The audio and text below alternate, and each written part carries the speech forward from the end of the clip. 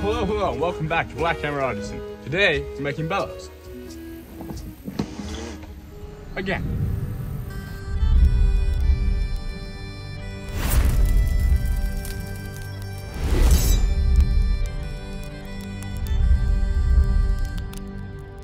Now, if you've been watching the channel, you might be thinking, Joseph, didn't you just make bellows? And the answer is, yes, I did, but unfortunately, this happened. I made the serious mistake. It was a very rough, long day where actually we were making that hold fast, which is the last forging video we released recently. And we tried to make that thing, I think 4 times, maybe 5 times, somewhere around there. Tried some various methods, long, hot day. And at the end of it, I shut the forge down and left. And at the end of that day, we still hadn't managed to make a successful one yet. And basically, I somehow must have not checked everything properly, because the front of these bellows, which is another problem actually, were too close to the forge. They should have been farther away to begin with. They were too close, and long story short, they wound up catching on fire while I was gone.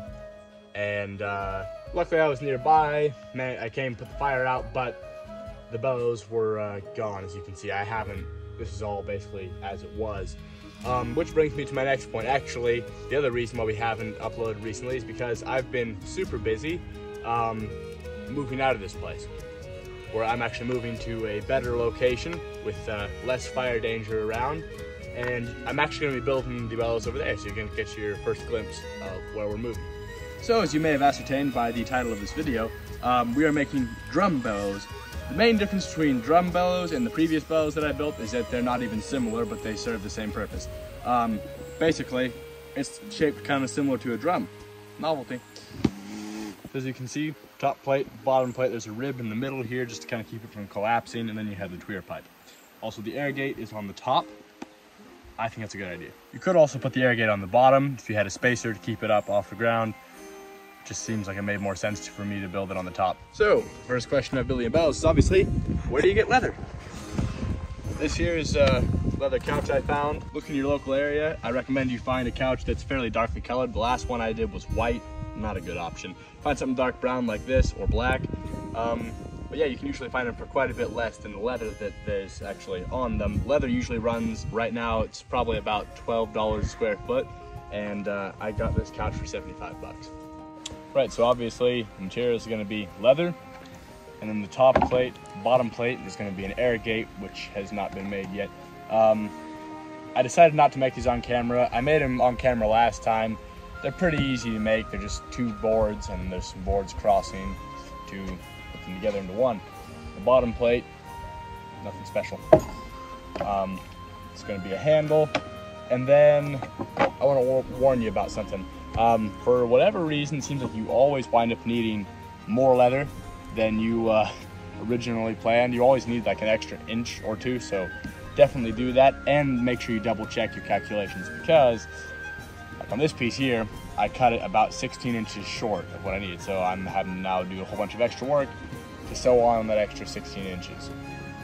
The other thing I'm going to go over here is just the dimensions that I'm using, which I think are pretty good.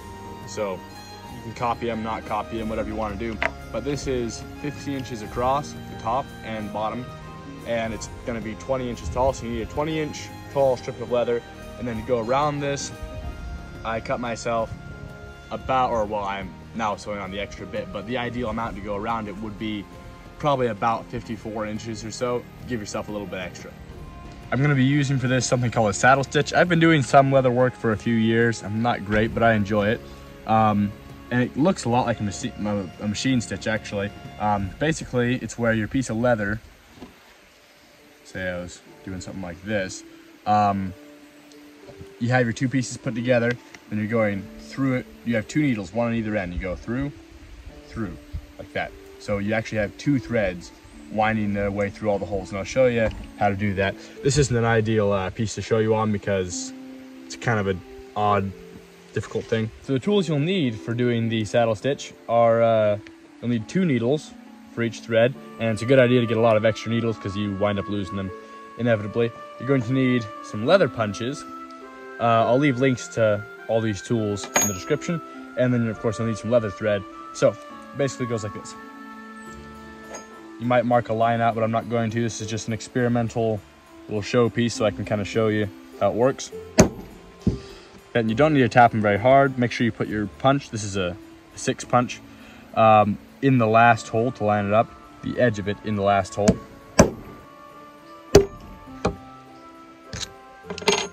And you don't need to hit it terribly hard either. It's they come pretty sharp.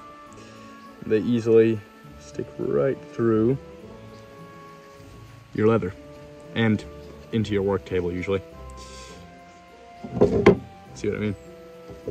All right, so starting out, what I usually do, I'm not sure if this is maybe technically the right way to do it or whatever, but it works for me. I go through and around through the next hole and then back through the original. That's just how I start it. And that way my thread is not slipping around while I'm stitching. So I don't know if this is the right terminology, but the way I like to refer to it is that you have your pioneering stitch and then you have a settling stitch. That's what I call it. So basically there's a new hole, there's no stitches through this one yet. So I go through like so, and then I go through again to the next one, and that one's done. So that's a settle, it's been pioneered now, there's a stitch through it. But then to finish it, you settle it. So put another one through, and another one through, and that will cover the other side, so you will have nice, neat, and I'll just stitch up a couple extras so you can kind of see what I'm saying here. Stitches on both sides. Looks very nice, and it's also very strong. So if you want to do like a watertight stitch for maybe you're making yourself a flask of some kind, or in this case an airtight stitch for a Bellows, saddle stitch seems to work pretty well. It's pretty easy to learn. What I was told about saddle stitch, about the origin of the name, because it's kind of an odd name, is that they would teach cavalry soldiers to stitch and give them materials to do it, because it's pretty easy. You don't need a stitching horse or anything like that, so that they could fix their gear out in the field. So as you can see, it looks pretty nice. Kind of looks like a machine stitch, but it's not. Yeah, that's how you do a saddle stitch. Been stitching for a little over an hour. I'm almost done now.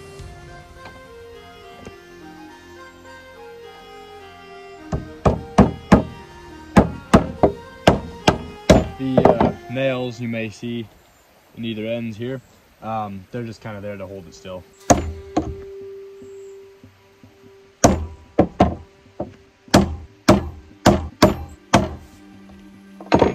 Just gotta make sure all my holes line up pretty well.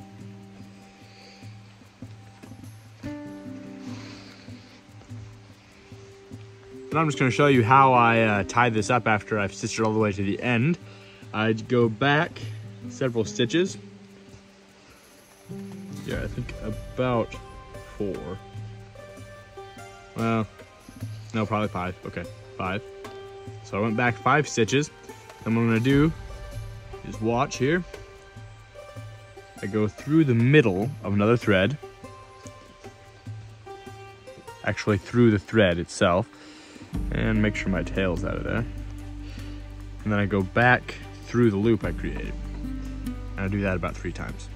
This is certainly not the only way to do it, but it's the way that I do it, and it works. So if you haven't done leather work before, try that. And that's all the stitching done. Just putting on these strips of leather around the air gate. Seemed to work pretty well last time I did it on the other drum bellows there. Just to kind of seal it, basically. Alright, put it on the air gate here.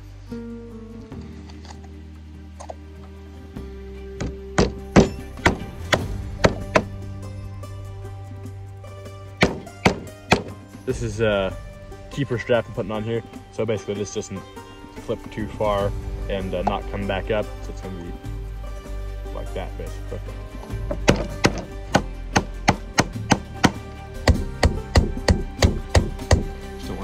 this very thin material.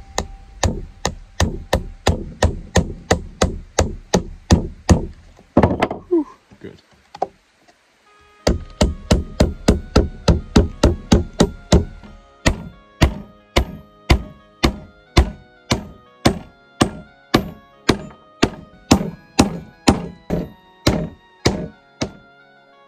Right, so in between the last scene and now, it's actually been a few days.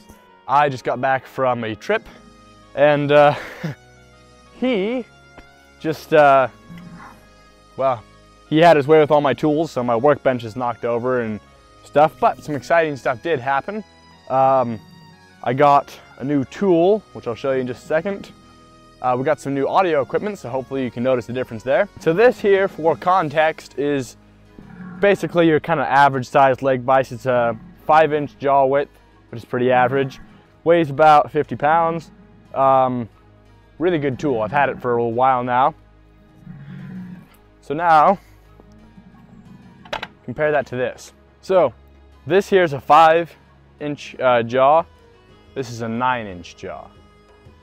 This one weighs 50 pounds. This one weighs nearly 200 pounds. It's 180, but it'll be close to 200 by the time I get a mounting bracket on it and a new spring.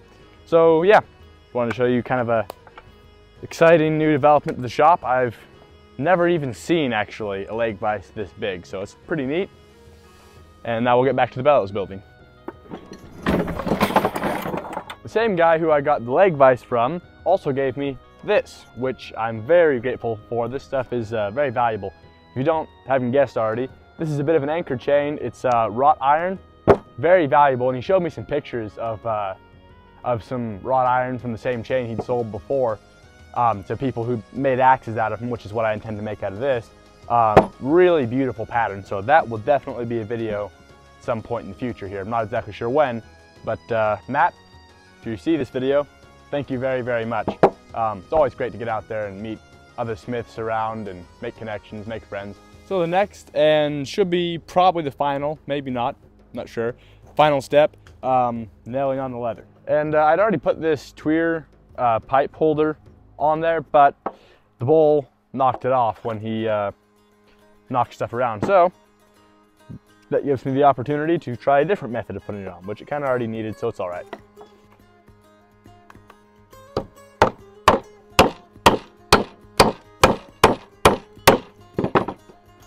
Oh, that is so much better. I should have done that the first time.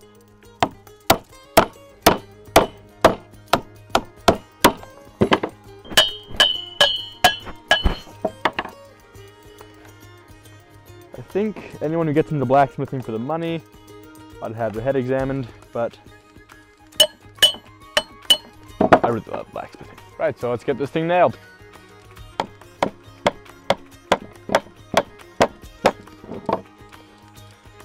Other thing, I forgot to fit this up and mark it before I stitched it. So I just stitched it and then marked it. Turns out I made it a little bit too big, so not a big problem, but what I'm gonna have to do here, it'll be harder to do now. Going to have to tighten this up basically around it and then pinch part of it here and nail it over to the side.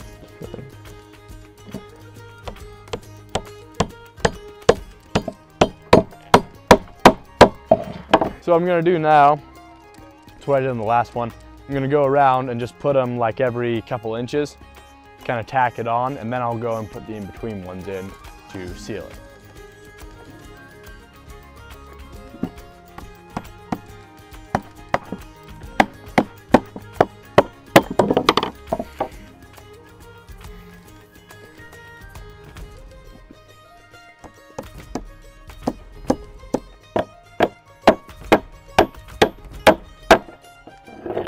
There we go.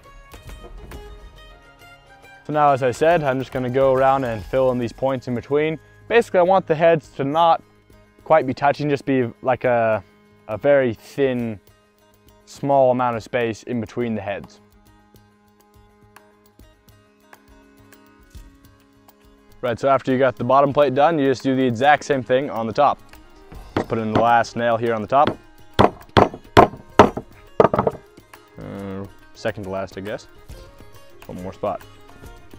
There And that should be the final nail in the whole thing.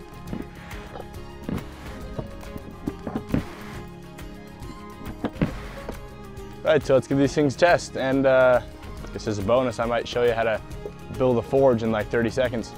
Right, so you want to get yourself a hole approximately a foot across in about every direction, roughly 4 inches deep. Could be a little deeper or a little shallower. And then you want to have your Twire pipes from your bellows coming in close to the bottom. You don't necessarily have to have them right on the bottom. I might make these just a little lower actually.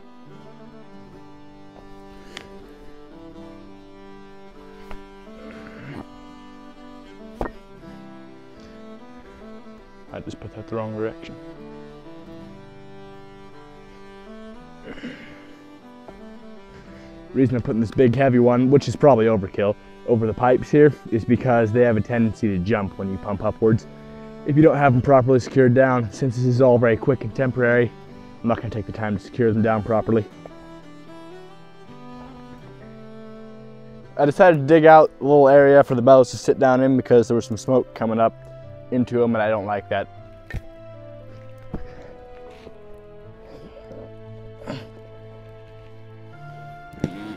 So of course, the minute we started up the fire, it started raining. But I wanted to mention there's actually one more thing I need to do to these bellows. I'm not going to do it in this video because it's already getting kind of long, so that'll be in the next video. It may be a little bit before the next video comes out, but we will be getting back to forging content, I promise, after the next video. It just might take a little bit. And that is, I need to put an air gate in these because if you can see that, there is actually smoke coming out of the bellows because it's drawing in air when I pick it up. That's really bad. So, there is one more thing that needs done. We'll get that in the next video, but for now, they are good enough. They are working. They just don't want to use them this way for very long because they are sucking in smoke, which means they could potentially also suck in sparks and burn the bellows. And we know how sad that is, so. Right, so as you can see, they work. That's going to be it for this video because it's getting pretty long. And thank you for sticking with it if you did actually make it this far in the video. Yeah, so we'll till next time. Farewell, wherever you fare.